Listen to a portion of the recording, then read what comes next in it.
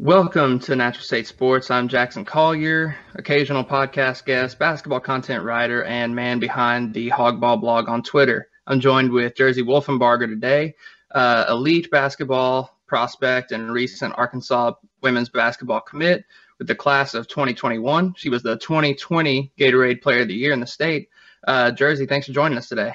Thank you for having me.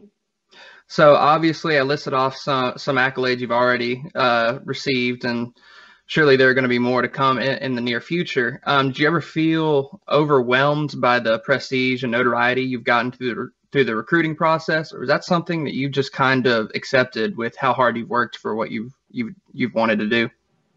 Definitely it comes from how hard I have worked, and so I've learned to appreciate it, even though sometimes it could be overwhelming, having to really kind of get to know colleges and make sure you choose, your right school, your best fit. But it's definitely a blessing, and it's very, very rewarding to see all your hard work pay off. And talking about hard work, there is an immense amount of work that you have to put in to be a Division I athlete, let alone one of such a high caliber as yourself.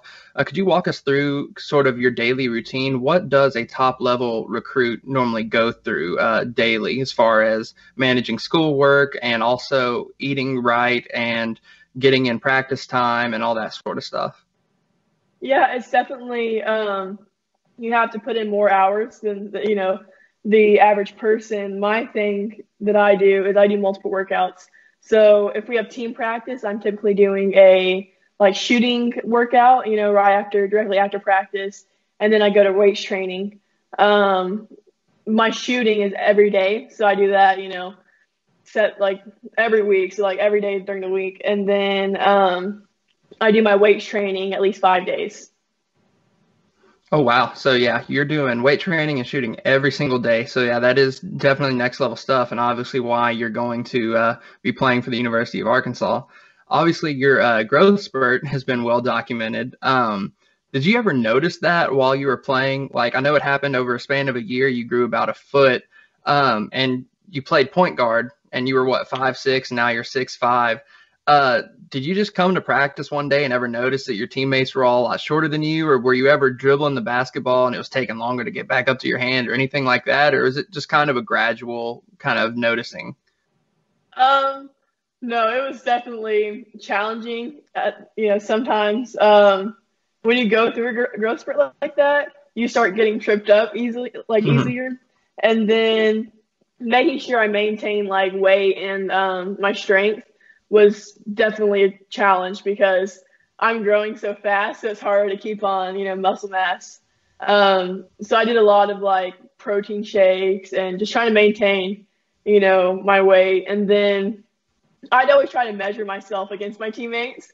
So whoever was taller than me, I would try to walk up to him and kind of size him up, I guess. And finally, I was tall, I'm the tallest one on my team, so I get to look down on a lot of teammates. So it's pretty funny because we were, neck and neck, and then now I'm 4 inches taller. That is pretty funny. So were there any adjustments you had to make to your game while going through that growth spurt? Yeah. Your game in particular, not necessarily your diet or anything. Yeah. I switched from being more of a point guard to a 2, just for the sole fact that handling the ball at, my height is a lot more difficult than a shorter guard. And it also gave me the opportunity to create mismatches and go down low and post up a smaller guard or draw a bigger defender out to guard me. Have you ever been compared to Anthony Davis with his growth spurt from going 6-foot point guard to being a 6'11", 7-foot swing forward? Yeah, my mom does all the time. And I typically get mad because I like to be compared to KD. And okay. I always tell her, I'm like, Mom, I'm not AD, I'm KD. So. I mean, there's nothing really wrong with being compared to two NBA All-Stars, though. Yes. So obviously, it's been well documented, and you've said before that Mike Neighbors contacted you, recruited you, and offered you before your growth spurt, and that was a major reason in your decision-making process for committing to Arkansas. Obviously, you still have your senior season in high school left to go. Have you talked about your potential role on the team with Coach Neighbors yet, even though that's still a year out? Yeah, I'm looking at this season as a way to progress. So when I walk on campus, I'm not playing like a freshman. I'm able to play like an upperclassman. And Coach has done a really good job of kind of letting me know how he runs the system and what I can get better at. And I've been working on that, daily, trying to make sure that I'm prepared for the next level. Gotcha. And of course, I'm sure you've talked philosophy with them plenty of times. Do you know about his green light philosophy with players? I'm sure you do. Yes, yeah. When I first went on my unofficial visit with Coach Neighbors my freshman year, we spent the most of the visit writing down drills, his green light drills, and I've been working on those, trying to make sure that I'm, prepared and ready, and that I can consistently get them. Gotcha. There was one time a handful of years ago when he was still at the University of Washington. He was giving a talk at a coaching conference at Hendrix. And he was talking about, I think they were in the Elite Eight at this point, and they were down maybe 8 or 10 points. And he had a couple of his players who were green lighted, who kept pulling from deep 3-point range and kind of almost shooting them out of the game. And at this conference, he said, "Man, I couldn't tell them not to shoot because they were green lighted. I told them, if you're green lighted, I can't stop you." Well, they ended up shooting them back in the game, and they made it to the Final Four.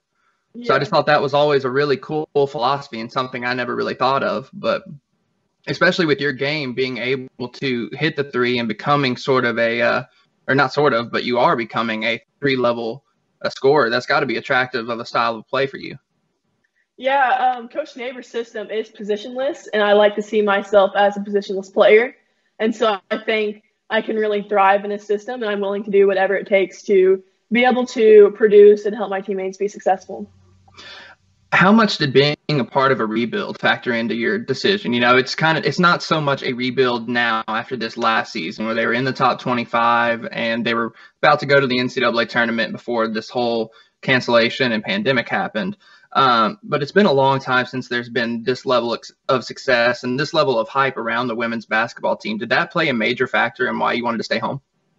Yeah, I want to be a part of what Coach is building. It excites me because you get to see how much they've progressed. And, I've always looked at the future, so I can't wait. Like, I'm trying to work every day to be able to be successful with Coach Neighbors and with the team.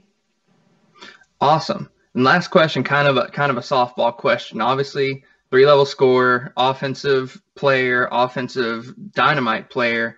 Do you have a favorite way to score on opponents? Do you like hitting threes in people's faces? Do you like driving and getting and ones? Or what is your favorite way to score? My favorite way to score is whatever the defense gives me. I like to score in general. So whatever they push me left, I like to try to reverse it back right. Or it doesn't matter to me. I just want to be able. I like to score because I feel like that's my way to contribute to my team. Good answer. Very good answer.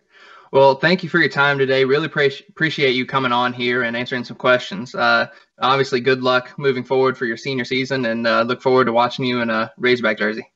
Thank you.